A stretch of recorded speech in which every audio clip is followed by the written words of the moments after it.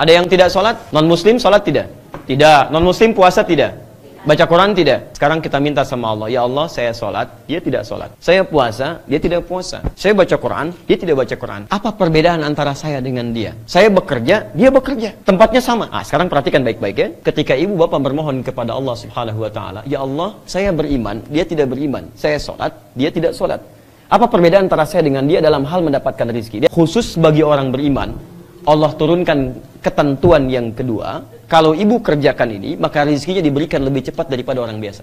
Anda kerjakan isi di ayat ini, maka Anda akan mendapatkan rezeki yang cepat dari Allah, dari umumnya orang biasa. Quran surah kedua, ayat 172. Boleh nggak mengambil yang haram? Nah, hati-hati ya.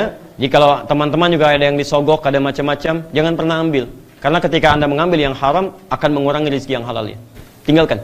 Nah, nggak ada faedahnya. Ya ayyuhalladzina amanu. Yang tadi, ya ayuhan nas. Kalau nas, masih manusia. Muslim manusia bukan? Non-muslim manusia bukan? Ayat itu berlaku untuk muslim dan non-muslim. Sekarang, ayatnya dibuka dengan kalimat iman. Ya ayuhalladzina amanu. Kalau ada ayat Quran dibuka dengan kalimat iman. Awas hati-hati ya. Ada kemudian, ayat dalam Al-Quran dibuka dengan kalimat iman. Maka ayat ini hanya ditujukan pada orang beriman, tidak selainnya. Ya ayuhalladzina amanu. Hai orang-orang yang merasa beriman kepada Allah. Teruskan.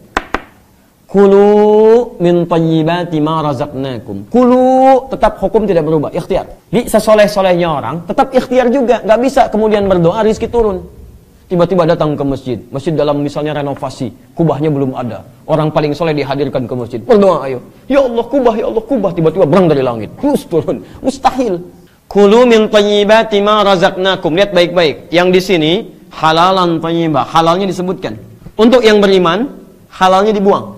Ya, yang di sini kulu mimma fil ardi halalan thayyiba, halalnya disebutkan. Yang di sini halalnya dibuang. Ya ayyuhalladzina amanu kulu min thayyibati, enggak disebutkan kalimat halalnya. Kata para ulama, perhatikan kalimatnya. Kenapa ketika orang beriman mau bekerja, kalimat halalnya dibuang? Kata para ulama, karena orang beriman itu, imannya otomatis akan membimbing dia mencari yang halal. Orang beriman mustahil mencari yang haram. Jadi kalau ada orang mengaku beriman kemudian mencari yang haram, ini menunjukkan ada yang salah dalam imannya. Imannya pasti bermasalah. Maksudnya apa? Kalau ibu ingin mencari rezeki, tidak pernah berpikir pada yang haram, antum ya ikhwan, antum bekerja tidak pernah memikirkan yang haram. Pokoknya halal, halal, halal. Maka Allah akan percepat rizkinya kepada antum dengan kalimat ma razaqnakum. Kami yang akan dekatkan rizkinya, bukan dia yang lelah mencari. Ingat rumus pertama kata Quran. Kalau anda ingin mencari rizki dengan kalimat iman, jangan pernah pikirkan yang haram. Maka Allah akan dekatkan rizki kita pada yang halal dan dijauhkan dari yang haram. Kadang-kadang cara Allah mendekatkan kita pada yang halal dengan memalingkan kita dari yang haram.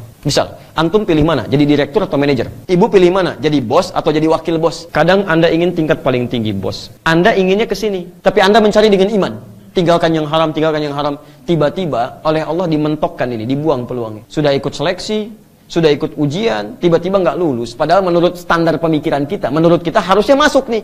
Tapi tiba-tiba oleh Allah dijauhkan dari kita ini. Begitu dijauhkan, ditempatkan ke sini, posisinya nomor 2. Padahal kata orang ini paling layak nomor 1. Tiba-tiba nggak masuk di sini. Kenapa? Menurut kita inginnya paling tinggi. Menurut Allah di tempat ini yang nggak bagus buat kamu. Mungkin kalau masuk ke sini pergaulannya tidak bagus, gaul dengan yang tidak baik, minum-minuman yang tidak baik, masuk ke lingkungan yang tidak baik. Ke sini sholatnya jadi susah, baca Quran jadi susah, maksiat banyak dikerjakan. Orang yang bekerja dengan imannya, selain rezekinya didekatkan oleh Allah dan dia akan dijauhkan dari maksiat oleh Allah Subhanahu wa taala. Makanya rezekinya dibuat berkah oleh Allah. Lihat, thayyib menunjuk pada keberkahan. Orang yang mencari rezeki tidak pakai iman, sekalipun banyak, kalimat Qur'annya mufrad, tunggal. Thayyib, thayyiban itu tunggal. Di sekalipun banyak, kelihatannya sedikit. Silakan cek. Banyak orang yang jabatannya sudah tinggi, posisinya bagus, kaya, tapi masih korupsi juga. Kenapa? Karena yang banyak itu, karena dicari tidak pakai iman, nafsunya muncul. Kalau orang sudah pakai nafsu, mohon maaf ya, yang banyak pun kelihatan sedikit. Di rekening sudah banyak uang, rumah sudah luas, mobil sudah banyak, masih ngambil punya orang lain juga. Kenapa? Karena yang banyak kelihatan sedikit, thayyiban, sedikit thayyiban, kerja lagi, berangkat gelap, pulang gelap. Burung saja, ibu tahu burung? Kata Nabi berangkat pagi, pulang sore, rezekinya cukup. Ini ada orang berangkat gelap, pulang gelap, kerja lagi, tapi nggak cukup-cukup. Kalau ibu pernah bekerja, tapi rezeki nggak pernah cukup, ini menunjukkan ada ketidakberkahan dalam rezeki itu. Ada yang salah pasti dalamnya. Ibu tahu kebun sirih? Kebun sirih di Jakarta itu paling enak nasi gorengnya. Sebulan cukup untuk hidupnya. Dan tidak pernah mengeluh. Orangnya luar biasa baik. Dan hebatnya, begitu kami datang, itu Masya Allah, diberikan suguhan ikan.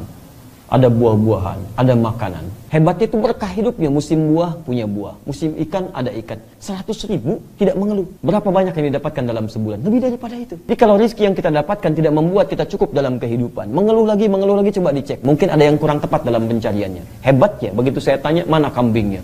Allahu Akbar. Saya diperlihatkan kambing bersih, putih, bagus. Hebatnya ditutup dengan potongan aqua mulutnya. Yang setengah liter itu ya.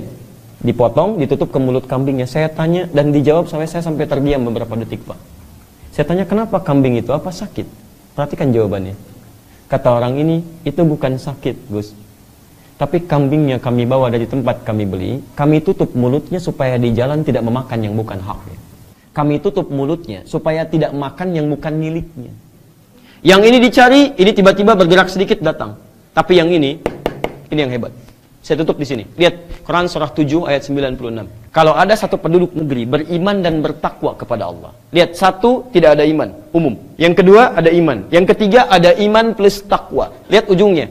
La fatahna alaihim barakatim minas sama'i wal ard. Kami akan buka pintu langit dan bumi. Kami akan buka pintu rizki di langit dan bumi. Kami berikan keberkahan di dalamnya. Ibu lihat lagi baik-baik. Lihat, rizki ada di mana tadi? Di langit. Diturunkan kemana? Sekarang ada orang yang rizkinya dibuka pintunya di langit dan di bumi. Langit dibuka, bumi dibuka. Kalau langit bumi sudah dibuka, maka dia tidak melangkah pun. Berdoa kepada Allah, bergerak sedikit rizki datang kepadanya. Mau makan, tiba-tiba makanan datang. Mau beli sesuatu, tiba-tiba tetangganya traktir misalnya. Itu cuma bahasa manusia.